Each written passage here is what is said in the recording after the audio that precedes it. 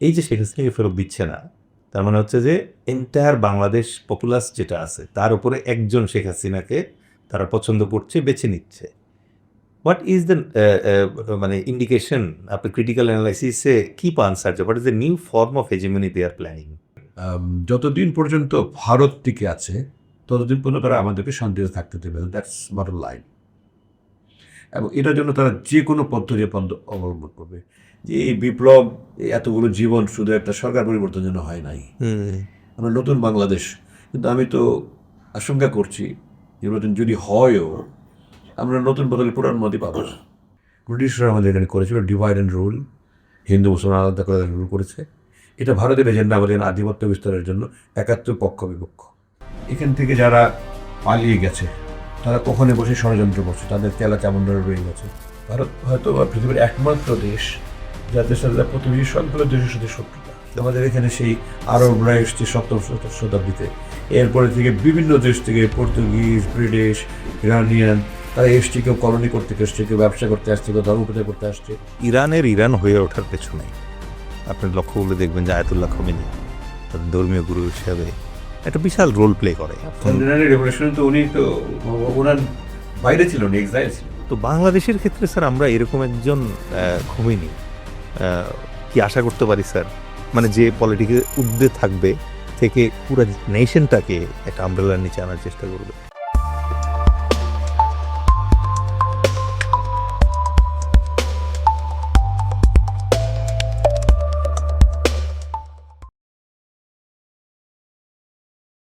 এটা entire military fraternity, be it serving or retired, সবাই আসলে চায় যে কেউ যদি অপরাধ করে থাকে তার তো মানে শাস্তি হতেই হবে।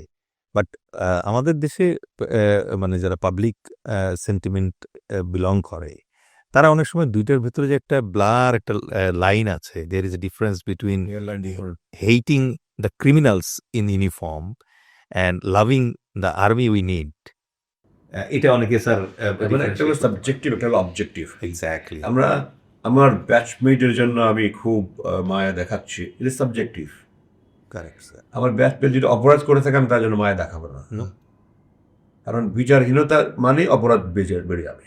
আমাদের আজকে অপরাধ এত বেশি হওয়ার পিছনে একটা মূল কারণ বিচারহীনতা।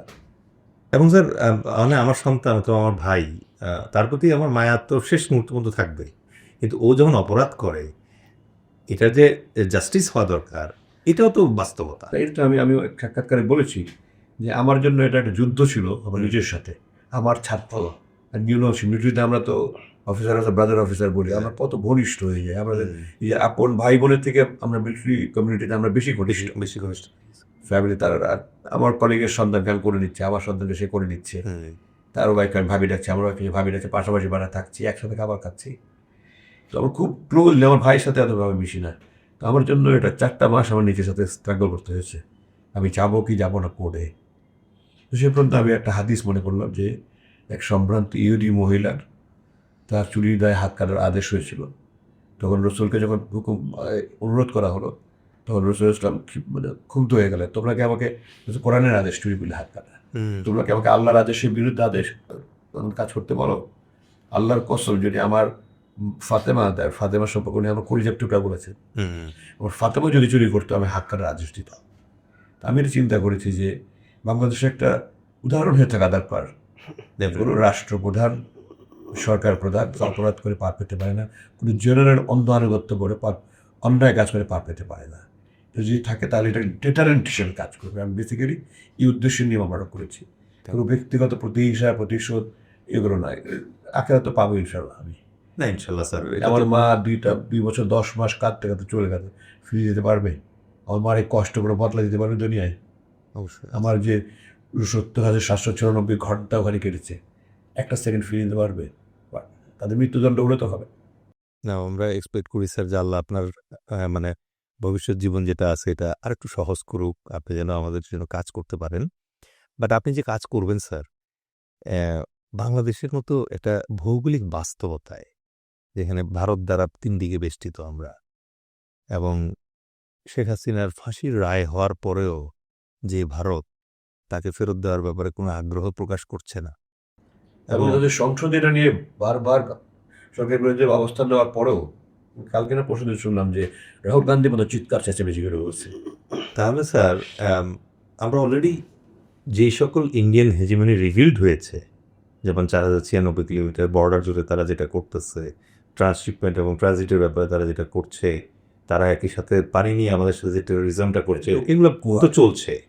মার্শাল্লিতে তারা একটা ওই রংপুরের উপরে ওখানে তারা একটা নতুন ব্রিজ করেছে, নতুন একটা বেইজ এবং প্যারা কমান্ডো তারা স্টেজ ফলো 1500 প্যারাকমান্ডো স্টেজ করছে ওই জায়গায়। বাট যে প্রশ্নটা আমি আপনাকে করবো স্যার, সেটা হচ্ছে যে এই যে শেখ হাসিনাকে ফেরত দিচ্ছে না, তার মানে হচ্ছে যে এন্টায়ার বাংলাদেশ পপুলাস যেটা আছে তার উপরে একজন শেখ হাসিনাকে তারা পছন্দ করছে, বেছে নিচ্ছে। হোয়াট ইজ দ্য মানে ইন্ডিকেশন, আপনি ক্রিটিক্যাল অ্যানালাইসিসে কি পান স্যার, যে what is the new form of hegemony they are planning? কোশ্চেনটা খুব সহজ, বাট অ্যান্সারটা is not very easy. Sir যতদিন পর্যন্ত ভারত টিকে আছে ততদিন পর্যন্ত তারা আমাদেরকে শান্তিতে থাকতে দেবে, দ্যাটস বটম লাইন। এবং এটার জন্য তারা যে কোনো পদ্ধতি অবলম্বন করবে। বাংলাদেশে যে এখন 2-1 দিন পর পরে কোথাও আগুন লাগছে, সন্ত্রাসী কর্মকাণ্ড হচ্ছে, অধিকাংশই I have reasons to believe যে ভারতের ইন্ধনে হচ্ছে। এক্স্যাক্টলি। তারা এখান থেকে যারা পালিয়ে গেছে তারা কখনো বসে ষড়যন্ত্র করছে, তাদের চেলা চামুন্ডারা রয়ে গেছে, তাদেরকে দিয়ে নানা রকমভাবে তারা করছে। এবং ভারত এই যে আমরা যদি পার্বত্য চট্টগ্রামের ইস্যুটা নিয়ে আসি, যখন আওয়ামী লীগ ক্ষমতায় থেকেছে তখন কিন্তু পার্বত্য চট্টগ্রামের সিচুয়েশন নর্মাল থাকে, ওর লো ইন্টেন্সিটি থাকে।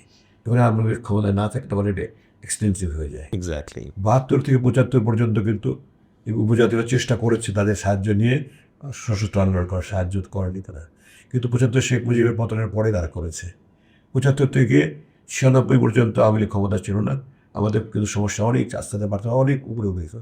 আবার যখন 97-তে তথাকথিত এই 2রা ডিসেম্বর আসছে শান্তি চুক্তি, তারা কিন্তু ইউপিডিএফ গঠন করে তারপরে এই সন্টু নার্মাকে দিয়ে 2রা ডিসেম্বর খাগড়াছড়ি স্টেডিয়ামে আত্মসমর্পণ করেছে, সব ভাঙ্গাচোরা অস্ত্র দিয়েছে, আর ভালো করে তারা লুকিয়ে রেখেছে। এবং 2 তারিখে স্যারেন্ডার করেছে, 3 তারিখে ইউপিডিএফ আত্মপ্রকাশ করেছে। এবং আওয়ামী লীগ যতদিন ক্ষমতায় ছিল পার্বত্য চট্টগ্রামের পরিস্থিতি কিন্তু খুব বেশি অশান্ত ছিল না, ছিল না, বাট এতটা না। সারা বাংলাদেশেই তারা একটা অস্থিতিশীল পরিস্থিতি তৈরি করে, একটা পরিস্থিতি খোরাটে করে রেখে আমাদেরকে একটা চেষ্টা করবে তারা সবসময় যে তাদের একটা আপের সরকার বসাতে পারে, তাদের একটা অধীনস্থ, তাদের গোলাম সরকার একটা বসাতে পারে। এটা তাদের আজীবন তারা চেষ্টা করে যাবে যতদিন পর্যন্ত ভারত ছিন্ন বিচ্ছিন্ন না হয়ে যায়। তো ভারতের কিন্তু শুধু আমাদের দেশই না, ভারত হয়তো পৃথিবীর একমাত্র দেশ যাদের সাথে তার প্রতিবেশী সবগুলো দেশের সাথে শত্রুতা।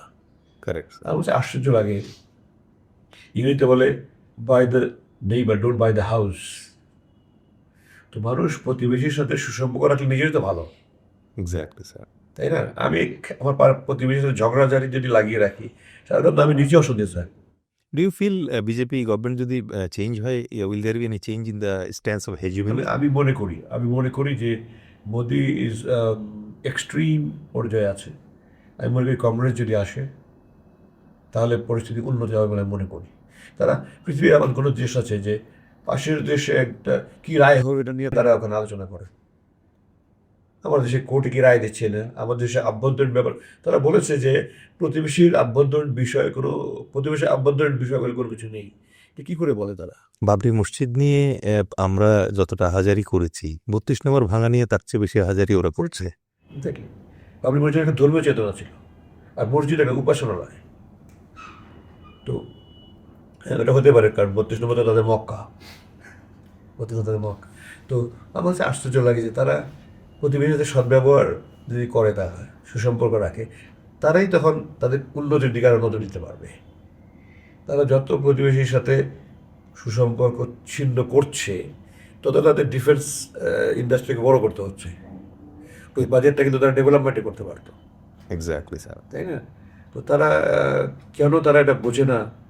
তাদের তো এটা তো তাদের আধিপত্যবাদ সম্প্রসারণ, বা তারা তো আগেও নদী, তারা মালদ্বীপে ইনভেশন করেছে, তারা শ্রীলঙ্কায় ইনভেশন করেছে, এগুলো তো তার আছেই। আমি যখন স্যার ইন্টারিমের পারফরমেন্সটা অ্যাসেস করার চেষ্টা করি, তখন আমার মাথায় একটা জিনিস সবসময় কাজ করে। সেটা হচ্ছে যে ঠিক পাশের দেশে প্রধানমন্ত্রী, তার এক্স স্বরাষ্ট্রমন্ত্রী, x intelligence head, x police head সব একসাথে বসে আছে। ভেরি অ্যালার্মিং আমাদের সিকিউরিটি সিচুয়েশন জন্য। এক্স্যাক্টলি, এটা একটা প্যারালাল মানে গভর্নমেন্ট বলা যেতে পারে, হু ইজ ট্রাইং, মানে ইন্টারিম চেষ্টা করছে দেশ সামলাইতে, আর ওই গভর্নমেন্টটা চেষ্টা করছে দেশটা নষ্ট ডিস্টেবিলাইজ করতে। করতে, হ্যাঁ। এবং এটার সাথে যখন আমি স্যার মানে আবার অ্যাডাপ্ট করি যে এই প্রশাসনের একটা অংশ আছে ওই গভর্নমেন্টেরই, অবশ্যই। মানে ফার্ভেন্ট সার্ভেন্টস, আবার রিক্রুটেড বাই দেম, এবং অদ্ভুতভাবে একটা অংশ এখনো বিলিভ করে আপা আসবে। তো এইরকম একটা সিচুয়েশনে doctor Yunus with his very humble team যতটা পারফর্ম করে, আমি মাঝে মাঝে পলিটিক্যালি খুব হার্শ হওয়ার চেষ্টা করি তাদের এগেনস্টে, কারণ I believe that is my right as a politician to critic. Of course আমি গঠনমূলক করার চেষ্টা করি, বাট এগেইন এটা আমার মাথায় থাকে যে এই যে একটা প্যারালাল গভর্নমেন্ট এক্সিস্ট করছে, এটা নিয়ে যে তারা এখানে চলছে, এবং এইটার ব্যাপারে স্যার ইন্টারন্যাশনালিও আমরা কিন্তু এস্টাবলিশ করতে পারছি না যে দিস ইজ নট গুড, যে প্রতিবেশী একটা রাষ্ট্রে ইমিডিয়েটলি ফল করা গভর্নমেন্টকে এভাবে যদি তারা অ্যালাউ করে, এটাই এরপরে গিয়ে ফ্রেন্ডশিপ হয় স্যার। আমার কাছে আশ্চর্য লাগে। আমি ওই the British lawyer international court of জাস্টিসের যে টবি ক্যাডম্যান একজন আছে আমাদের সরকারের সাথে তার নিয়মিত যোগাযোগ, হি কেম 3 দিনের জন্য এসেছিলেন, আমার সাথে দেখা করেছিলেন। Right sir. আমি বলেছিলাম যে ইন্ডিয়া যে আমাদের যারা এই রাষ্ট্রে এত ক্ষতি করে গেল তাদের সবাইকে আশ্রয় দিয়েছে, including the security heads and intelligence heads and the cabinet ministers, তো এটা কোনো কিছু করার নেই ইন্টারন্যাশনালি। বলে I am afraid not. That was his answer, I am afraid not. So অনেকেই স্যার এখন মানে আমি পার্সোনালি যেটা বিলিভ করি সেটা হচ্ছে we need to look forward. মানে অলরেডি ফাঁসির দণ্ড হয়ে গেছে, এখন যেদিন আসবে ফাঁসি হবে, না আসলে পরে হয়তো কোথাও অপঘাতে মারা যাবে একদিন, আল্লাহ বিচার করবে বাকিটা। বাট আমার কাছে মনে হয়েছে জাস্টিস ইজ রেস্টোরড সামহাউ, মানে অ্যাটলিস্ট এইটুকু শান্তি হয়েছে যে রায়টা হয়েছে। বাট আমরা যখন এবার ফরওয়ার্ড লুকিংয়ের কথা বলছি, তার মানে হচ্ছে স্যার ডক্টর মোহাম্মদ ইউনূস 3টা এজেন্ডা নিয়ে তার টেনিয়ারটা সাফল করেছে। আমার কাছে এই জায়গায় খুব স্মার্ট লাগছে ব্যাপারটা। সেটা হচ্ছে ইন্টারিমের আসলে কোনো লিমিট ছিল না, যেহেতু সংবিধানে ছিল না। বাট লাইক এ জেন্টলম্যান উনি লিমিট ক্রিয়েট করছে। আমরা যেরকম স্যার স্টাফগুলো যে অ্যাপ্রিসিয়েশনের সময় অথবা পেপার রাইটিংয়ের সময় we limit our scopes, limiting the scope যে ব্যাপারটা থাকে, সো উনি স্কোপটা লিমিট করছে। উনি 3টা জিনিস বেছে নিয়েছেন, একটা হচ্ছে রিফর্ম, একটা হচ্ছে ট্রায়াল, আর একটা হচ্ছে ইলেকশন। রিফর্মটা not very satisfactory, but at least কিছু একটা তো শুরু হয়েছে। ট্রায়াল মানে একটা হয়েছে, আরও হয়তো রায় হয়েছে, বাকিগুলো হয়তো ইন দ্য পাইপলাইন থাকবে। বাট ইলেকশনের ব্যাপারটাতে গিয়ে স্যার আমি ইলেকশন কমিশনে আমাদের মানে আমাদের হাম্বল যে পলিটিক্যাল পার্টি আছে সেই পার্টির নিবন্ধন প্রক্রিয়ার জন্য যখন গেলাম, তখন বেশ কিছু কমিশনারের সাথে আমার কথা বলার সুযোগ হয়েছে, এবং একজনকে আমি জিজ্ঞেস করেছিলাম যে লজিস্টিক্যালি তো এটা ভায়াবল না এই মুহূর্তে, যে আপনি একদিনে 2টা ইলেকশন করে ফেলবেন। একটা হচ্ছে গণভোট, এটা নিয়ে তো একটা কনফিউশন আছে, আবার একই দিন আপনি আবার করবেন হচ্ছে, আর এই গণভোট কিন্তু সিম্পল গণভোট নয়। ইটস নট ভেরি সিম্পল, আগের গণভোট এত সিম্পল নয়। এত সিম্পল না। তো এখন একটা ভোটারের উপর আসলে কতটুকু লোড দিতে পারেন আপনি? একদম সিম্পল অ্যারিথমেটিক ক্যালকুলেশন হচ্ছে যে একটা ভোটের জায়গায় 2টা ভোট মানে হচ্ছে ওভারঅল টাইম ডাবল হচ্ছে, ডাবলের বেশি হবে, কারণ এই গণভোটের মানে আরো বেশি সময় নেবে। আর একটু বেশি সময় নেবে ভাবার জন্য, দেন 2টা বক্সে ফেলতে হবে, অ্যাটলিস্ট 2টা বক্সে ফেলতে হবে, একটা ভোট এখানে একটা ভোট এখানে দেওয়া লাগবে। So this are in time. তো আমি তখন ওনাকে বললাম যে বিকজ অফ দিস ক্যালকুলেশন আমরা যেগুলো স্টাফ কলেজে অথবা এনডিসিতে করি, আমরা তো এইটুকু বুঝি যে আসলে এটা টাইম বেশি লাগতেছে। ইন্ডিয়াতে বিকজ অফ দ্য মানে জিওগ্রাফিক ভাস্টনেস এবং তাদের পপুলেশনের কারণে, ভোটারের নাম্বারের কারণে প্রায় মাসব্যাপী ফেজ ওয়াইজ হয়। এখন আমরা আমাদের দেশটাকে ছোট বলতেছি ঠিক আছে, বাট আমার জনসংখ্যা তো অনেক বেশি, almost 18 crore। Why we can't go for phased? আমি এটার পক্ষে আছি, আমি এবং যে ওয়াকারও আমি মনে করি যে সে এটা বলেছে তো প্রপোজ লাইক দিস, এবং আমার সাবস্টেন্সিয়েট আমি এটাকে সমর্থন করি যে আমাদের এটা ফেজ ওয়াইজ হতে পারে, এক্স্যাক্টলি ফেজ ওয়াইজ হতে পারে, এবং আইডিয়াল সেটা বিল যে গণভোটটা আগে হয়ে যাওয়া উচিত ছিল। সেপারেট করতে পারলে আমি চেষ্টা করেছিলাম, আমি সরকারের উপর লেভেলে বিভিন্ন জায়গায় আলোচনা করেছি, তো ওনারা বলে যে আমি এই টাইম ফ্রেমে থাকতে পারবো না, যে দুইটা সেপারেট করে টাইম ফ্রেমে থাকতে পারবো না। তো আমি তখন বলেছিলাম যে সরকারের তো প্রাথমিক প্রতিশ্রুতি ছিল জুন মাসে নির্বাচন, then you have time up to June also. Exactly. আমরা তো এবং অন্যান্য কোনো দলে ইভেন আমি যতটুকু জানি, যাতে শুনেছি যে জামাতও বলেছে গণভোটটা আগে হলে যদি নির্বাচনটা পিছিয়ে আমাদের কোনো আপত্তি নাই, তাহলে রোজার সাথে ক্ল্যাশ হতো না। এখন তো অনেকে বলছে স্যার গণভোটটা আদৌ হওয়া উচিত কিনা, এটা নিয়েও একটা গণভোট হতে পারে। তাই গণভোট অনেক কিছু নিয়ে হতে পারে, কারেক্ট, অনেক কিছু নিয়ে হতে পারে। নির্বাচন কবে হবে এটা একটা গণভোট হতে পারে, এক্স্যাক্টলি, আর অনেক কিছু নিয়ে গণভোট হতে পারে।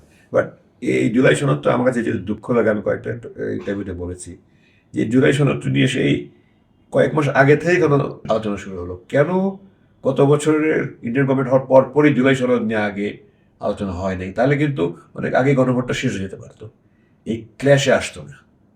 রাইট, কিন্তু রাজনৈতিক দলগুলি সময় প্রথম থেকেই ওনারা ক্ষমতা নিয়ে কথাবার্তা বলা শুরু করলেন। এবং এটা কিন্তু আমি অবাক হলাম স্যার একটা জায়গায়, I M a very new politician parse, but আমার কাছে যেটা মনে হয়েছে যে গণ আকাঙ্ক্ষার প্রতিফলন তো হয় নাই স্যার, বরং একটা সার্টেন পার্টিকে প্রায়োরিটি দেওয়ার চেষ্টা করতেছে, যেই পার্টিটার লিডার এখনো দেশে পা রাখতে পারে নাই এবং এক্সপেক্ট করতেছে যে রাজ্যাভিষেক হবে এবং সিংহাসন রেডি হলে পরে উনি এয়ারপোর্টে আসবেন এবং নামবেন। I do not want to be, this is your show, আমি ওই দিকে আর যেতে চাচ্ছি না, বাট আমার কাছে যেটা মনে হয়েছে যে ইনিশিয়াল এক্সপেকটেশন আমাদের যেটা ছিল স্যার, আমরা চেয়েছিলাম যে ডক্টর মোহাম্মদ ইউনূস আগে মানে যে things should fall in places, but then suddenly আমরা দেখলাম যে এই নির্বাচনের জন্য উই বিকাম সো মানে ইগার, যেটা হইতেই হবে আগে। ইভেন স্যার জেনাতন একটা নির্বাচন হলেও চলবে, বাট এখনও 4টে স্ট্যাটিস্টিক্স বলছে, রিসার্চ সার্ভে বলছে যে around 55% people are not yet decided যে কাকে ভোট দিবে। সেটা আমি দেখিনি অবশ্য। নির্বাচনের আছে স্যার আর মাত্র 3 মাস। 3 মাসও নাই স্যার এখন এভাবে। এখন এই জায়গায় এসে ডু ইউ রিয়েলি ফিল যে এই নির্বাচন কমিশন, আমি কিছু কনসিডারেশন বলি sir. Number 1, army is fatigued and tired naturally, 1.5 বছর ধরে ডেভিল হান্ট করতে করতে অনেক ডেভিল মেরে ফেলছে। সো 1 নম্বর হচ্ছে ওইটা। আর আপনি এটা আমার চেয়ে ভালো জানেন স্যার যে অপো ডিফারেন্ট, ডেভিল হান্টের অপো একরকম, নির্বাচনের অপো আরেক রকম। ক্যাম্প সেট আপও চেঞ্জ হবে স্যার এখন। আগে ক্যাম্প ছিল হচ্ছে বুঝবেন না, অপারেশন অর্ডার দুইটা। সো একটা ওই আজ থেকে 2,500 বছর আগে সঞ্জু একটা মজার কথা বলে গেছে, সেটা হচ্ছে যে আর্মি ধ্বংস হয়ে যায় হবলিং করলে। হবলিং মানে হচ্ছে আর্মি যখন অ্যাটাকের জন্য রেডি হয়েছে তখন তুমি হঠাৎ করে বললে রিট্রিট, তখন আর্মি এটা নিতে পারে না। তো এই জন্যই অনেকে বুঝতে চায় না, যেমন আমার যারা মানে পরিচিত আছে তারা বলে ভাই ওরা তো ক্যাম্পে আসেই, ওখান থেকে ডাইরেক্ট নির্বাচনী ডিউটি দেওয়া শুরু করবে, ওরা এই জিনিসটা বোঝে না। তো এই যে এখন একটা ব্রেক দরকার, আবার একটু রিফ্রেশমেন্ট দরকার, রিলার্নিং দরকার, ট্রেনিং দরকার, দেন বিকাম রেডি ফর ইলেকশন। আচ্ছা, পুলিশ অলরেডি যে কলাপসড অবস্থায় ছিল স্যার, তার সঙ্গে একদিনও রেস্ট পাচ্ছে না, তাকে তো ডেলি ডিউটি করতে হচ্ছে, ওভার ফেটিকড হয়ে গেছে। 3 নম্বর হচ্ছে প্রশাসন। প্রশাসনের বড় একটা যন্ত্রণা যেটা স্যার, সেটা হচ্ছে যে আনফর্চুনেটলি আমার খুব কষ্ট লাগে স্যার, আমাদের ডিসিএসপিকে আমরা ট্রাস্ট করতে পারতেছি না, আমরা লটারিতে যেতে হচ্ছে এখন আমাকে। তার মানে ওইটার এফিসিয়েন্সিও আপনি 30% পাবেন স্যার।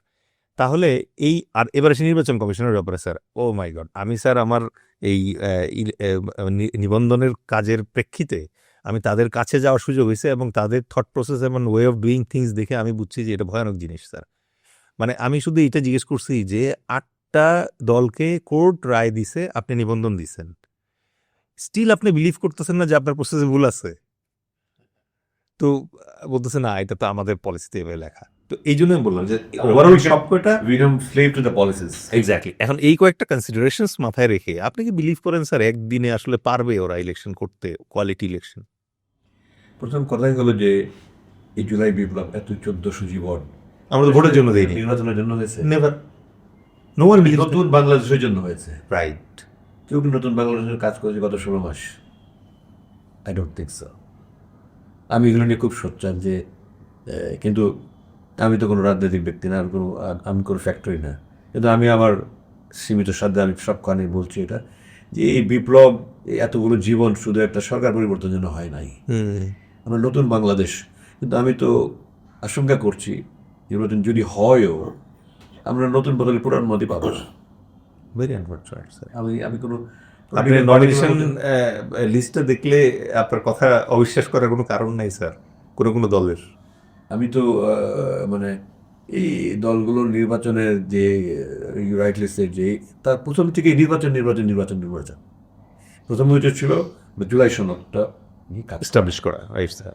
এবং ওটা হওয়ার পরে তারপরে একটা টাইম দেওয়া হয়েছিল গভর্নমেন্টকে। এই 15 বছরের যে ধ্বংস, এটাকে ঠিক করতে 15 থেকে 30 বছর তো যথেষ্ট নয়। নির্বাচনের এত তাড়াতাড়ি করে দরকার ছিল না। সংবিধানে যেহেতু 29-এ নেক্সট নির্বাচন হওয়া উচিত ছিল, এবং ওনাকে এই সময়টা দিলে আমি মনে করি এটা যথাযথ হতো। এটারই গণভোট কেন হচ্ছে না স্যার? আমার ধারণা অনেকেই চায়। তো আমি একটা মাস 6 আগে হবে বোধ হয়, আমি একটা ফেসবুক স্ট্যাটাস দিয়েছিলাম।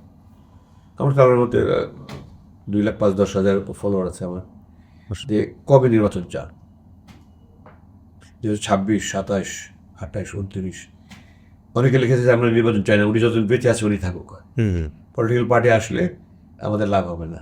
কিন্তু অধিকাংশই বলেছে যে 5 বছর। আমি মনে করি ওনাকে যথেষ্ট সময় দেওয়া উচিত ছিল। এই গত 15 মাসে যত আন্দোলন হয়েছে দাবি দেওয়ার জন্য, এর 15 বছরের অর্ধেক হয়নি কিন্তু। না ইন্টারিম গভর্নমেন্ট এই দাবি দেওয়া পূরণের জন্য আসে নাই। না তারা আসছে একটা ফ্রি অ্যান্ড ফেয়ার ইলেকশন করার জন্য। এর আগে একটা ওর পরিস্থিতি সৃষ্টি করে একটা সবার জন্য একটা স্বাস্থ্যকর নির্বাচনী পরিবেশ তৈরি করে দিয়ে তারপরে সুন্দর নির্বাচন করে দেওয়া যায়। এক্স্যাক্টলি কিন্তু দাবি দেওয়ার ইমব্যালেন্স করতে ওনারা ব্যস্ত হয়ে যাচ্ছে। আন্দোলন করছে, যমুনা ঘেরাও করছে, কী করছে, শাহবাগ চত্বর ঘেরাও করছে, ব্লক করে রাখছে। তো আমরা আনরুলি মব হয়েছি। 90s জাপানিজ অ্যাম্বাসেডার একটা ইন্টারভিউ দেখেছিলাম 90-এর দশকে, বেশ কিছুদিন এখানে রাষ্ট্রদূত হিসেবে চলে যাচ্ছে। তখন ইন্টারভিউ দেখেছিলাম, তাকে বলা হয়েছিল যে বাংলাদেশের মানুষ সম্পর্কে একটা ধারণা তো। তো সে বলেছিল যে individually you people are excellent, okay collectively you are unruly mob. Very unfortunate. এবং আমি আমি তাই দেখছি। নিয়াজি সম্ভবত বলছিল কালেকটিভলি দে আর মানে ferocious and individually they are coward. আমি ওটাতে ওটাতে অন্য কথা থাকতে পারে। এটা ইন্ডিভিজুয়ালি প্রশংসা করেছে, কালেকটিভ আনরুলি মব, এই শব্দের বলবো। Exactly. That turns out to be ferocious আর কি। আমরা যাকে ভালোবাসি তার জন্য জান দিয়ে দেবো, যাকে অপছন্দ করি তার জান দিয়ে দিব। আমরা দুই এক্সট্রিমে, আমাদের কোনো ব্যালেন্স নাই, কোনো ভারসাম্য নাই। আমরা রাইটস অ্যান্ড রেসপন্সিবিলিটির মধ্যে ব্যালেন্স ট্রাই করতে পারি না। যে আমি আমার রাইট আদায় করার জন্য সঠিক পদ্ধতিতে কিছু করার অধিকার আমার আছে, কিন্তু আমি আমার রাইট আদায় করতে গিয়ে আরেকজন রাইট কাটেল করার কোনো রাইট তো আমার নাই। আমার অধিকার আদায় করতে গিয়ে আমি শাহবাগ চত্বর ঘেরাও করে হাজার হাজার মানুষের অধিকার নষ্ট করছি। ইংরেজিতে বলে যে your liberty to swing your arms ends where my nose begins. ছোট ইচ্ছে হাত নাড়াও, আমার নাকে যেন না লাগে। আমি যখন শাহবাগে চত্বরে দখল করে আমি এখানে আন্দোলন করছি, আমি তো অন্য নাকি ঘুষি মারছি। এবং এই যে স্যার গণভোটের যে ব্যাপারটা স্যার, ওটা নিয়ে আপনার একটু মতামত নিতে চাই। কারণ এখন জিনিসটা গণভোটের যে ব্যাপারটা, এটা আস্তে আস্তে এত ডেঞ্জারাস দিকে চলে যাচ্ছে। যেমন because of the 4 questions there already, এটা যারা কমন আছে তাদের জন্য একটু ডিফিকাল্ট হয়ে যাচ্ছে। কারণ স্যার আমি যেটা করি স্যার, আমি একটা জিনিস বিলিভ করি যে বিদ্যাসাগরেরও স্যার 1 ভোট, আবার গোমূর্খেরও 1 ভোট।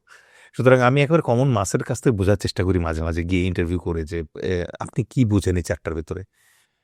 আমি খুব অবাক হইলাম যে একটা অংশ বলতেছে এত কিছু না দিয়ে শুধু সিম্পলি বলতো যে ইউনূস সাহেব যা যা করছে এটা কি মানেন না, তাহলে হ্যাঁ না দিতে ইজি হইতো। অনেকে বলতেছে না আলী রিয়াজ সাহেব সংবিধানের ব্যাপারে যতটুকু বলছে এইটুকু মানেন কিনা, তাও ইজি হইতো। বাট এখন না ব্যাপারটা এমন জায়গায় চলে গেছে, আমি খুব ডেঞ্জারাসলি দেখলাম ওই দিন একজন বলতেছে যে এনসিবি আপনি পছন্দ করেন কিনা এটা হচ্ছে ওই vote. That is really going to be catastrophic. Concept public বুঝতেছে না। এক্স্যাক্টলি। তাহলে এটাকে আসলে কিভাবে সহজ করা যায়? আমি তো একটা পলিটিক্যাল ফ্যামিলিতে বড় হয়েছি। রাইট। আই স্টিল রিমেম্বার 65 ইলেকশনের কথা, উইচ মিনস 60 ইয়ার্স। আমি রাজনীতি করি না, কিন্তু আমি কি অবজারভার, কারণ রাজনীতির ময়দানে কিছু হলে আমার বাবার গায়ে এটা উত্তাপ লাগতো, এবং ওটার উত্তাপ লাগলে আমার গায়ে লাগতো। সুতরাং আমার নিজের স্বার্থে আমাকে খোঁজখবর রাখতে হয়েছে। আমার বাবা আমাকে সবসময় বলতেন, খোঁজখবর করলেই তোমার রাজনীতি নিয়ে নাক গলানোর দরকার নেই, তুমি একজন পেশাগত অফিসার, দক্ষ অফিসার, দেশপ্রেমিক অফিসার নিজে গড়ে তোলো। তো আমি বলতাম আমি নাক গলাচ্ছি না, কিন্তু আপনার কিছু হলে এটা আমাকে আঘাত করবে। হ্যাঁ, আমার ওইটার জন্য একটা মানসিক প্রস্তুতি দরকার, এই জন্য আমি জানতে চাই। তো আমি এরকম পলিটিক্যাল প্ল্যাটফর্ম, আমি স্পষ্ট 69 অভ্যুত্থান, 70 নির্বাচনে তো আমি নিজে আব্বার পক্ষে স্লোগান দিয়েছি, ওয়াল রাইডিং করেছি, 12 বছর বয়স তখন। আমি এখন বলতে ওই জিনিসগুলি কনসেপ্ট মানে আন্ডারস্ট্যান্ডে আমার কিছুটা সমস্যা হয়। তো যে একটা গণ্ডমূর্খ একটা মানুষ, যে রিক্সাওয়ালা, যে কুড়ি শ্রমিক, তারা এটা কীভাবে কনসেপ্টুয়ালাইজ করবে? আমি তো মনে হচ্ছে একটা লিজে কবরে হয়ে যাবে একটা। এবং প্রচার এটা যে এক্সপ্লেইন করবে সেই টাইমও নাই হাতে আসলে। এখনো তো অ্যাক্টিভলি কেউই ময়দানে নামছে না এগুলি মানুষের এক্সপ্লেইন করার জন্য। তো আমি অ্যাকচুয়ালি আমাকে জিজ্ঞাসা করে বিভিন্ন সাক্ষাৎকারে যে কি হতে যাচ্ছে, আমি বলি আমি পুরো ধোঁয়া দেখছি, আর কিছু দেখছি না। What is your suggestion regarding those people যারা আওয়ামী লীগের সাপোর্টার ছিল? মানে 2টা ব্লক কিন্তু স্যার, একটা হচ্ছে যে অ্যাক্টিভ লিডার্স অ্যান্ড আদার্স যারা বেনিফিশিয়ারি অর দে পলিসি মেকিংয়ে তাদের স্টেক আছে, আর একটা হচ্ছে সিম্পল সমর্থক যেমন এই 5ই আগস্টের পরে আমাকে এক স্টুডেন্ট এসে বলছে, স্যার আমি তো হলে সিট পাওয়ার জন্য স্যার 2 একটা মিছিলে গেছিলাম, আমি আসলে বুঝে সারি নেই আসলে ছাত্রলীগ কি করে, আমার এখন আসলে কি করা উচিত। তো এরকম যারা আছে এদের জন্য আপনার সাজেশন কি, how they should align their political identity আর philosophy, and they are not second class citizen for this. সবাই first class citizen, Right, sir. কেউ সেকেন্ড ক্লাস সিটিজেন না। সে অশিক্ষিত হোক, শিক্ষিত হোক, ধনী হোক, গরিব হোক, সবাই ফার্স্ট ক্লাস সিটিজেন।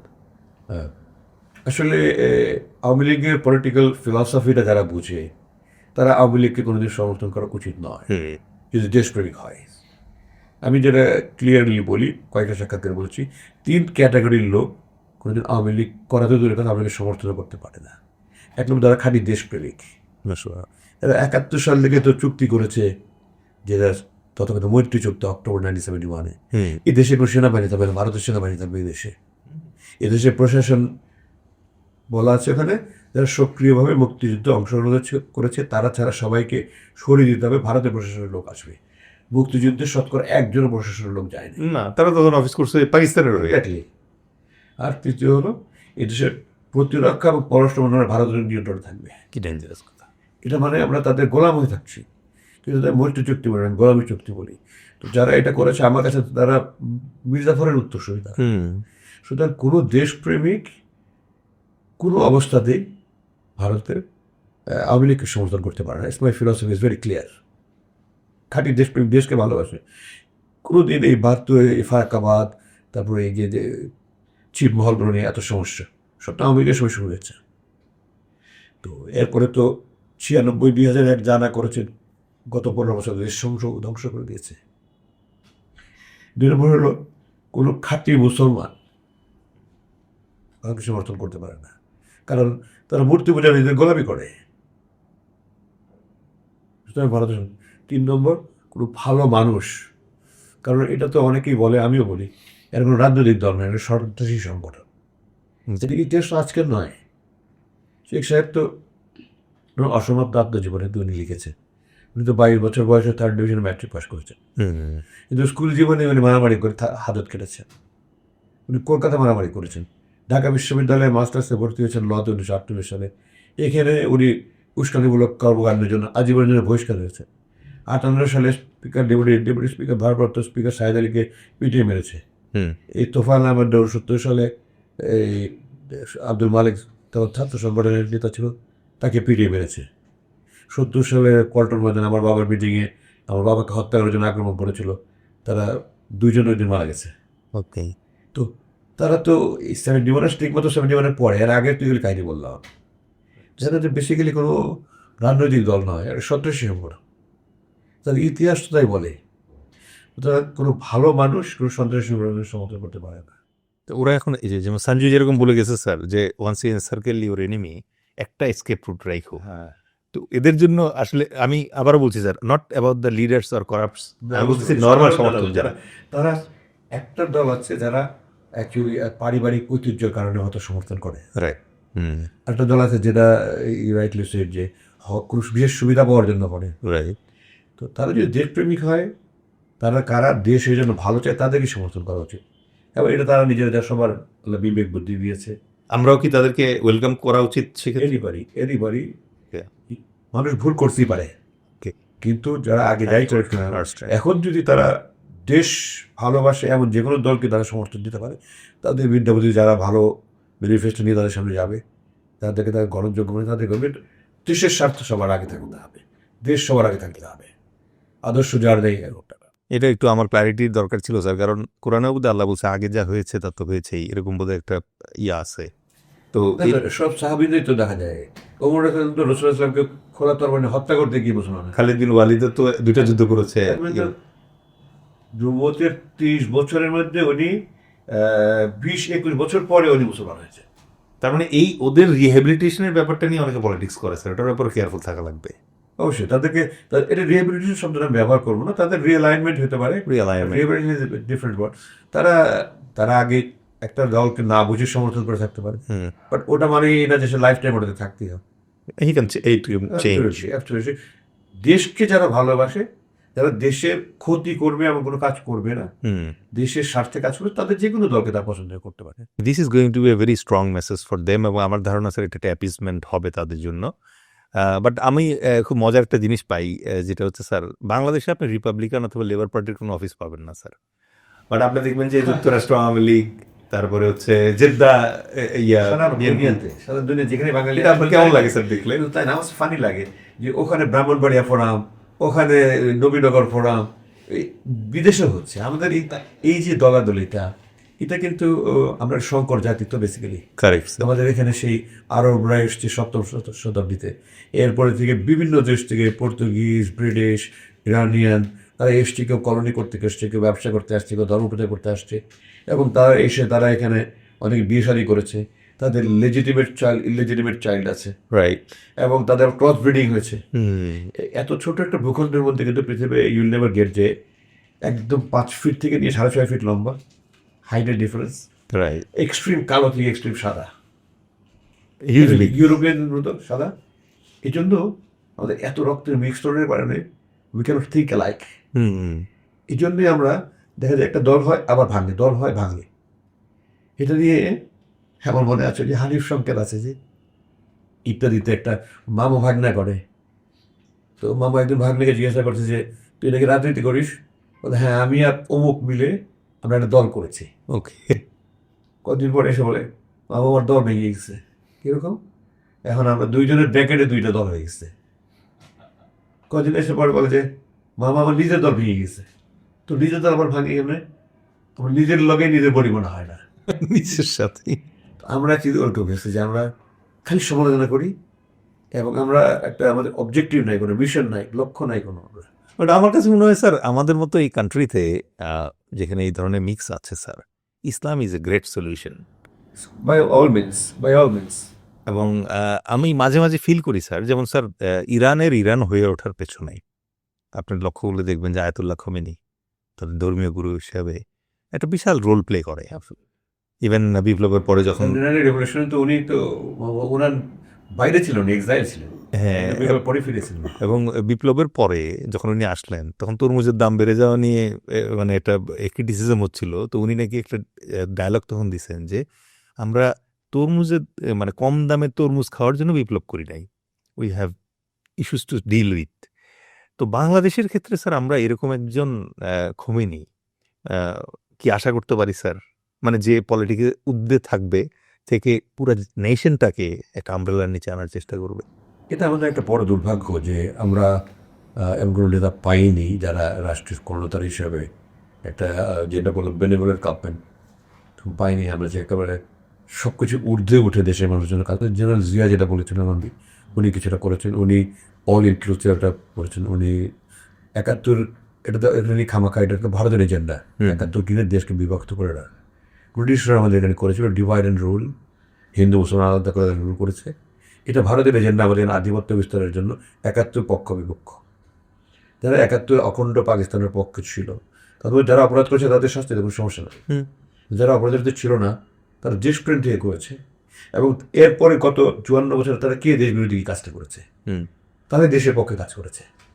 যারা কথায় কথায় ভারতে গিয়ে আশ্রয় নেয় তারা দেশের পক্ষে কাজ করেনি। তো আমি মুক্তিযুদ্ধ করেছি কিসের জন্য?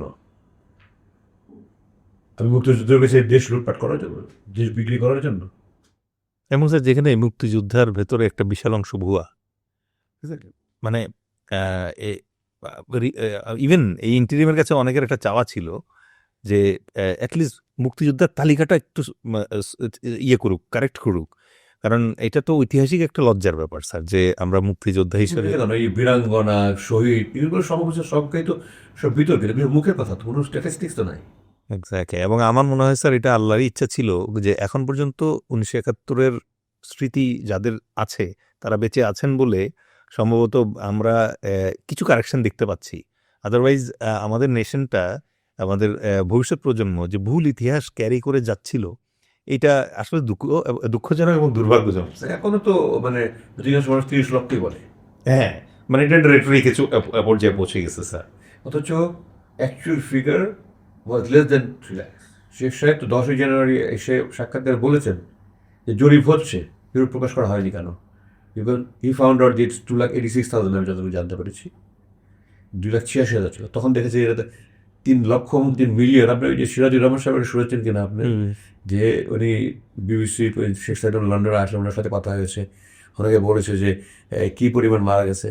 তো সিরাজুর রহমান বিবিসির বাংলা বিভাগে ছিলেন, উনি বলেছেন যে কোনো জরিপ হয় না, আনুমানিক 3 লক্ষ। তো উনি সাংবাদিকদের সাথে বলতে গিয়ে যেহেতু হাজারের জায়গায় পরে লক্ষ এবং থাউজেন্ডের পরে মিলিয়ন, যে একটা শূন্য বেশি, এটা ওনার জানা ছিল না। তো উনি বলেছেন যে 3 মিলিয়ন এবং 29 লক্ষ হয়ে গেছে। একটা মানুষের মুখের কথা।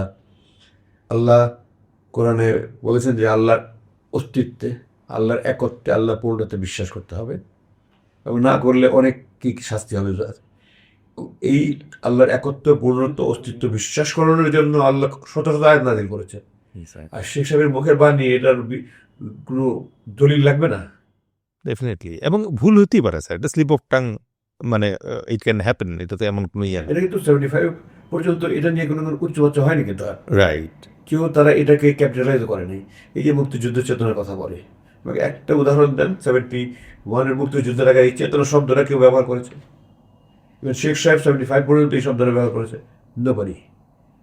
সব এই পক্ষ বিপক্ষ ভাগ করে রেখে দেশকে বিভক্ত করার জন্য, ডিভাইড অ্যান্ড রুল করার জন্য ভারত এটা করে রেখেছে এবং এটা ওদের ভবিষ্যতে এটা যাবে বলে মনে করি না। যদি আমাদের চেতনা না আসে, আমরা আবেগী হুজুগি জাতি তো, চিল কান দিয়ে গেছে, আমরা চিলি বেঁচে দৌড়াচ্ছি, কান আছে কিনা দেখছি না। অনেকে আবার একটু বেশি এক্সপেক্ট করে, যে অনেকে বিলিভ করার চেষ্টা করে যে বাংলাদেশের যে একটা হোমোজেনাস সোসাইটি এবং এই যে মাল্টিকালচারাল একটা এনভায়রনমেন্ট, অনেকে বিলিভ করে যে না, এই দেশটা টোটাল একটা রিলিজিয়াস রিফর্ম দরকার এবং everyone should become religious and everyone should seek. Even আপনি অবাক হবেন জেনে স্যার, ভূমিকম্পের সময় করণীয় লিখে আমি একটা পোস্ট দিয়েছিলাম, ওখানে আমি দেখলাম যে কিছু ইয়াং লোক, সাম লার্নেড পার্সন সে যে social media has allowed stupids two debate with scholars, that is the harm has happened in the society.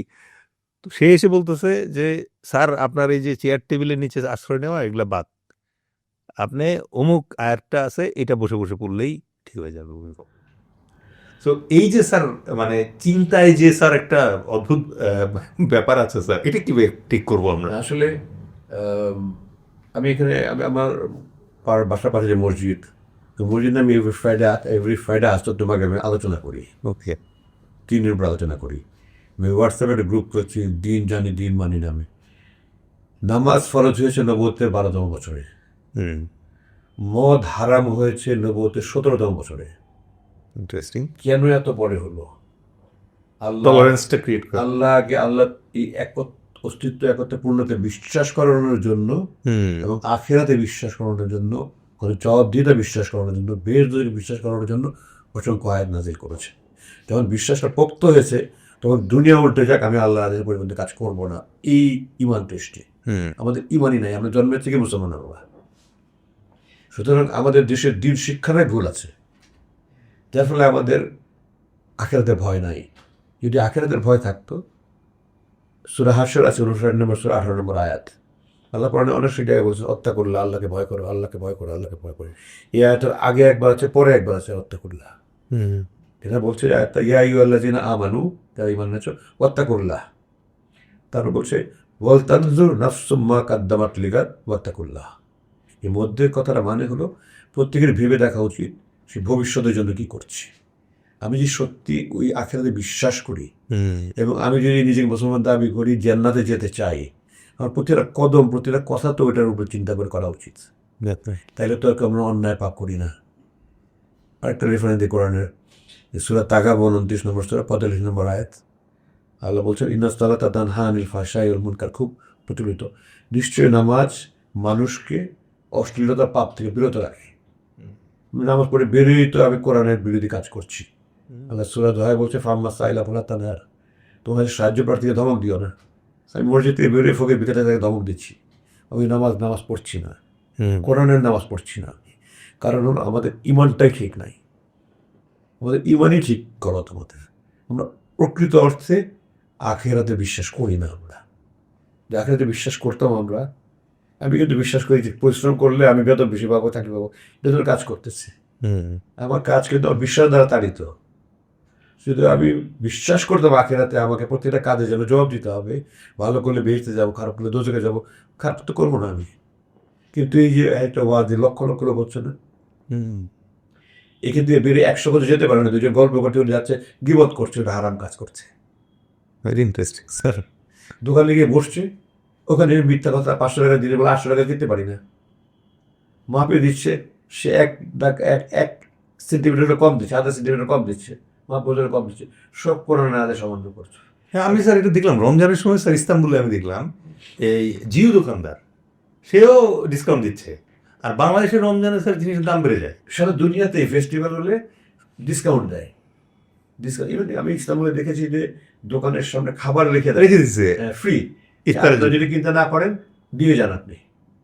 তো আমরা আসলে ওই মৌলানা আকরম খান নাম শুনছি, বোধহয় একটা পত্রিকা ছিল আজাদ পত্রিকা, হ্যাঁ ইস্ট ব্রিটিশ আমলে মুসলিম লীগ প্রেসিডেন্ট ছিলেন উনি, এবং উনি এটা পত্রিকার সম্পাদক ছিলেন। দেশ বিভাগের সময় 47 দেশ বিভাগের সময় এই পত্রিকার মানে বড় ভূমিকা রেখেছে।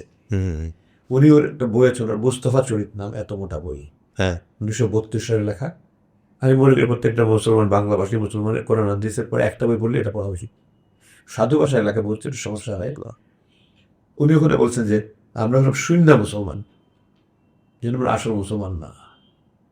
আমরা হুজুর কি বললো, পীর সাহেব কি বললো, এটা আল্লাহ রসুলের কথার উপরে দাম দিই আমরা। তাহলে এই জায়গায় স্যার আমি একটা কোশ্চেন করতেই হবে আমি এখানে একটু শেষ করি। স্যার স্যার সেটা হলো উনি তাগুত একটা শব্দ আছে, আমরা তাগুত, জানো।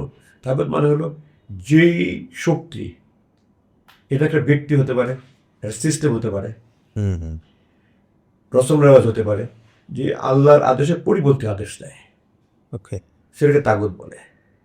তো মৌলানা আকরমকা বলেছে আমরা ওলামা একরাম, বুজুর্গানে দিন, সালফে সালহীন নামে কিছু তাগুত সৃষ্টি করেছি। হুম ওনারা যা বলছে আমরা অন্ধভাবে অনুগত হয়েছে, কোরআন হাদিসের পরিপন্থী হলে তা করছি আমরা। আমাদের দেশে বহুত বিশ্বাস সেজদা করছে, কিছু অন্ধ আনুগত্য করছে, অথচ সূরা নিসা 4 নম্বর সূরায় আছে, 59 নম্বর আয়াতে আতিউল্লাহ আতিউর রাসূল ওয়া উলিল আমরি মিনকুম, তোমরা আল্লাহর আদেশ মানো, রাসূলের আদেশ মানো, তোমাদের উপরস্থদের আদেশ মানো। আল্লাহ রসুলের আদেশ আনকন্ডিশনাল, হুম উপরস্থদের আদেশ পরে বলা আছে যদি উপরস্থদের আদেশ আল্লাহ এবং রসুলের আদেশে পরিপন্থী হয় তখন আল্লাহ এবং রসুলের আদেশে দিয়ে ফিরে দাও। বাহ কিন্তু আমরা ওই অন্ধভাবে আমরা ওলিল আমরি মিনকুম করছি। আমরা ওই পীর সাহেব হোক, আমার হুজুর হোক, আমার বস হোক, হুম উনি যেটা বলছেন এটাই করছি আমরা। এবং এর পিছনে মূল কারণ হলো যে আমাদের দেশে এই ইসলামী শিক্ষা প্রথম শুরু হয় 1781 বা 1876 সালে আলিয়া মাদ্রাসা, এটা এখন ঢাকা আলিয়া মাদ্রাসা, এটা ক্যালকাটায় ছিল, ওকে 50 বছর পরে এখানে আসছে। এটার প্রথম 71 বছর পর্যন্ত 26 জন খ্রিস্টান প্রিন্সিপাল ছিল, এবং তারা ইসলামের মধ্যে সমস্ত ভুল ডিগ্রি নিয়েছে। আমরা অক্সফোর্ডে এখনো ইহুদিরা মুসলমান নাম নিয়ে পড়াশোনা করে আল আজহার ইউনিভার্সিটি গিয়ে পড়াচ্ছে, এমনভাবে পড়াচ্ছে যেন তারা মুসলমান থেকে দূরে সরে নিয়ে যায়। এই যে আমাদের ধর্মীয় শিক্ষা আছে যে কোরআন শরীফ পড়ার জন্য উঁচু করা লাগবে, হুম কোরআন শরীফ নয় এটা, না কোরআন হাদিসে কোথাও নাই। Correct sir. তো তারা এটা করেছে, আমাদের মাদ্রাসা শিক্ষা ঢুকিয়ে দিয়েছে, যেন আমি উঁচু করতে হবে। আমরা বলে দিয়েছি, ধরছি না আমরা। কন্ডিশন সেট এটা আমার একটা ম্যানুয়াল, এটা দুনিয়া কিভাবে চলতে হবে manual, should be user friendly. It should be very frequently use. বলা আছে সূরা ওয়াকিয়া 56 নম্বর 59 নম্বর আয়াতে আছে, লা ইয়ামাসসুহু ইল্লাল মুতাহহারুন, পবিত্র ছাড়া কেউ ধরবে না। হুম পবিত্র আর অজু দুইটা এক জিনিস নয়। না আমার যখন গোসল ফরজ নয় আমি পবিত্র। পবিত্র। নামাজের জন্য অজুর কথা বলা হয়েছে, আল্লাহকে কোরআন শরীফ পড়ার জন্য অজুর কথা দরকার দরকার আল্লাহ বলতেন, আল্লাহ ভুলে গেছে? হুম কেউ যদি মনে হয় আল্লাহ বলে তার ইমানই নেই। অবশ্যই স্যার। আল্লাহ প্রয়োজন মনে করেন নাই, তো বলেন নেই। রাসূলুল্লাহ সাল্লাল্লাহু আলাইহি ওয়াসাল্লাম বলেছে যে আমাকে কেবল নামাজের জন্য অজুর আদেশ করা হয়েছে। বাহ। তো এইভাবে আমাদের ইসলাম ভুল শিক্ষার কারণে আমরা আজকে ইসলাম থেকে অনেক। স্যার আমি আপনাকে এই পর্যায়ে এসে, যদিও এটা থিওলজিক্যাল পডকাস্ট না, তারপরেও এই কোশ্চেনটা মানে আপনি আছেন বলে করতে ইচ্ছে করছে। সেটা হচ্ছে যে মুসলমানরা অথবা ইসলাম যারা ফলো করে তারা অ্যাটম বোম মারে নেই। পৃথিবীর কোনো নৃশংস হত্যাকাণ্ডের জন্য মুসলমানরা দায়ী না। তারপরেও স্যার একটা অদ্ভুত বাস্তবতা যেটা, সেটা হচ্ছে যে জিউদের শত্রু মুসলমানরা, খ্রিস্টানদের শত্রু মুসলমানরা, হিন্দুদের শত্রু মুসলমানরা। মানে পৃথিবীর অন্যান্য যে ধর্মগুলো আছে তারা কেন এই কনিষ্ঠতম ধর্মের প্রতি মানে এত বিরাগ ভাজন?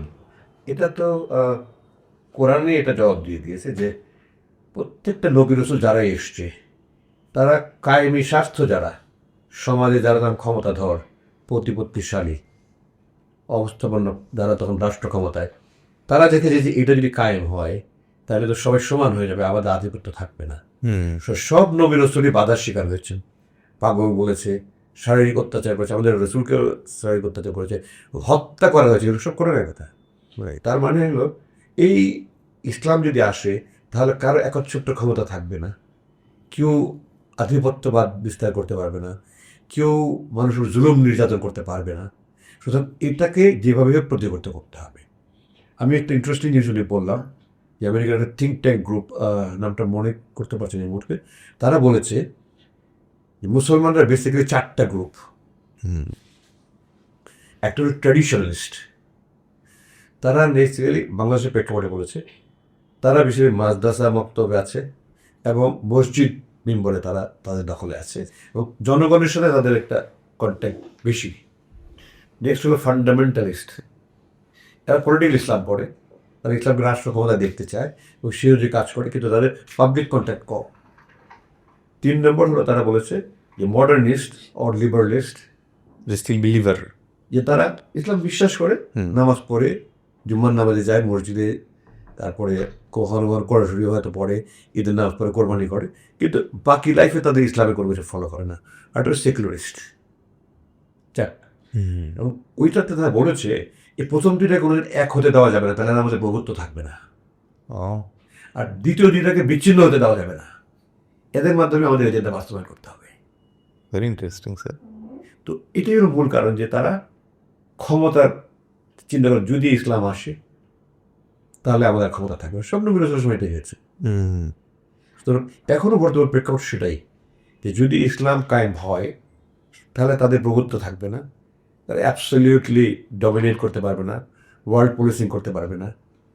তারা এখন তো একসময় বাইপোলার ওয়ার্ল্ড ছিল, এখন ইউনিপোলার ওয়ার্ল্ড, এখন আবার মাল্টিপোলার হয়ে যাচ্ছে। তো সব কিছু মিলে বেসিক্যালি ক্ষমতার দ্বন্দ্ব। আর ইসলামকে তাদের ক্ষমতার জন্য একটা অপোনেন্ট মনে করে। ইসলাম, এই যে আমার বাবাকে যারা গালি দেয়, তারা ইসলামকে সরাসরি গালি দিতে পারে না, এই জন্য তারা 71 ইস্যু নিয়ে, কারণ তারা জানে যে ইসলাম আসলে তাদের প্রভুত্ব থাকবে না। যে মানুষ যদি ইসলাম গ্রহণ করে, ইসলামের প্রকৃত অর্থে গ্রহণ করে, আমরা তো অ্যাকচুয়ালি আমি মুসলিম আর মোমিনের মধ্যে বেশ কম আছে। আমরা মুসলিম বাট উই আর নট মুমিন। কারেক্ট। আমাদের দেশে 1% লোক মুমিন নয়, কারণ আমাদের দেশের যারা ধারক বাহক লেবাসধারী তাদের আমল আখলাকে ইসলাম প্রচার করে না, ইসলাম প্রমাণ করে না। কারণ কোরআনে অনেক জায়গায় আছে, যেমন সূরা হামিদ 14 নম্বরে আছে ভালো দ্বারা মন্দকে মোকাবেলা করো, অথচ বেশিরভাগ রিলসে দেখা যায় মাঝে মধ্যে চিৎকার চেঁচামেচি করছে, গালাগালি করছে, আর যুগে কাফের বলছে, অশ্লীল ভাষার কথা বলছে। তো তাদের পার্সোনাল লাইফ, তাদের বডি ল্যাঙ্গুয়েজে তো ইসলাম নাই। কুকুরের মতো তিরস্বরে চিৎকার করো না, ওয়াজ করছে চিৎকার করে করে। তো আসলে ইসলামের প্রকৃত রূপটা আমাদের ওই ইমান ঠিক নাই দেখেই, এবং ব্রিটিশরা আমাদের সিস্টেমের মধ্যে এমন ভুল জিনিস ঢুকে দিয়ে গেছে। এই সব কিছু সমন্বয় আমাদের একটা লাস্টিং সলিউশন হিসেবে ব্রেন স্টর্মিং করে বের করতে হবে যে হাউ টু গো অ্যাবাউট। আমি আমার লিমিটেড ইয়াতে হাম্বল চেষ্টা করি, যেমন আমি একটু হোয়াটসঅ্যাপ গ্রুপ চালাই, আমার মসজিদে বেশ কিছু লোক হয়, আমি প্রতি শুক্রবারদের আলোচনা করি। আমি গো অ্যাওয়ে ফ্রম ট্রেডিশনাল।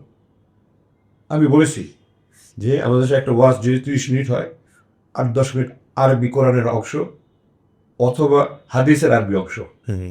এখন আমার ভাষা তো আরবি না, 1 লক্ষ লোক আছে, যদি 10 মিনিট করা হয় তাহলে 10 লক্ষ মিনিট সময় নষ্ট হতো। বুঝলো না কেউ কিছু। কোরআন হাদিসের দলিল দেখে বলতে পারবে না যে দিনের দাওয়াত পৌঁছাতে হলে অন্য ভাষা ব্যবহার করতে হবে। সে আপনার পারপাসটা কি, তাকে দিনের একটা কনসেপ্ট বলা, একটা ধারণা দেওয়া, দিন জীবনযাপনের জন্য সে যেই ভাষায় বলবে সেই ভাষায় দেওয়া। কিন্তু আমার কাছে মনে হয় ওনাদের পাণ্ডিত্য জাহির করার জন্য এগুলি বলে, উইদাউট রিয়েলাইজিং যে it is the West of time. তো আমরা আসলে দিনটাকে দিন হিসেবে বুঝি না অ্যাকচুয়ালি, এটা আমাদের বড় সমস্যা। আমরা শুনে মুসলমান হয়েছি, জন্মগতভাবে মুসলমান। Thank you so much sir. আজকে এই পডকাস্টে আমরা প্রায় শেষ পর্যায়ে চলে আসছি স্যার। আমার কাছে মনে হয় যে আমাদের আলোচনার মাঝখানে এসে আজকে আমাদের শেষ করতে হচ্ছে, কারণ আপনার সাথে এক সিটিংয়ে এক পডকাস্টের টাইম ফ্রেমে আসলে আলোচনা শেষ করা প্রায় অসম্ভব স্যার। আপনি যদি কোনো ক্লোজিং রিমার্ক দেন স্যার। না, আমার কাছে আমি দেশের মানুষের কাছে একটা আবেদন রাখতে চাই, সেটা হলো যে আমরা সবার আগে দেশের স্বার্থ দেখি। সবার যদি দেশকে আমরা চিন্তা করি, তাহলে আমরা দেশের জন্য আমরা ঐক্যবদ্ধ থাকতে হবে। এই যে জুলাই বিপ্লব যেটা ছিল আমাদের, এটা ছিল মূলত ভারতীয় আধিপত্যবাদের বিরোধী একটা গণবিস্ফোরণ।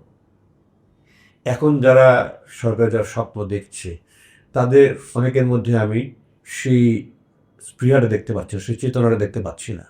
আমার সবার কাছে আবেদন থাকবে, যারা দেশকে ভালোবাসে এবং ভারতের আধিপত্যবাদ বিরোধী ভূমিকা রাখতে চায়, রাখবে বলে আপনারা মনে করেন, তাদের পাশে আপনারা দাঁড়ান, যেন আমার দেশ ঐক্যবদ্ধ থাকতে পারে। যদি আবার আমরা এমন পুলিশ সরকার আমাদের আসে, এটা আমাদের ভারতের তাবেদার হয়ে থাকবে, তাহলে আমাদের অস্তিত্ব থাকবে না।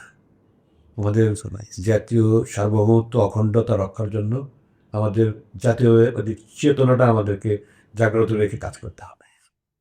Thank you so much sir. আমাদের জন্য দোয়া রাখবেন স্যার, আমাদের দর্শকদের জন্য দোয়া রাখবেন sir. Thank you very much. শুধু দর্শক মণ্ডলী, শেষ করতে মন চাচ্ছিল না, কিন্তু অবশ্যই আমাদেরকে শেষ করতে হবে, কারণ শৃঙ্খলাই আসলে আমাদেরকে নিরাপদ রাখে। সুতরাং পরবর্তীতে আবারও নতুন কোনো এপিসোডে স্যারকে আমরা অবশ্যই আমন্ত্রণ জানাবো এবং আরও নতুন নতুন বিষয়ে স্যারের ইনসাইট জানার চেষ্টা করব। আমাদের সাথেই থাকবেন। আমাদের ফেসবুকে এবং ইউটিউবে আমাদের যে চ্যানেল আছে, সেই চ্যানেলে সাবস্ক্রাইব করুন এবং আপনারা নতুন আর কি কি জানতে চান, কাকে কাকে আমাদের শোতে দেখতে চান, জানাতে ভুলবেন না। অসংখ্য ধন্যবাদ। আসসালামু আলাইকুম।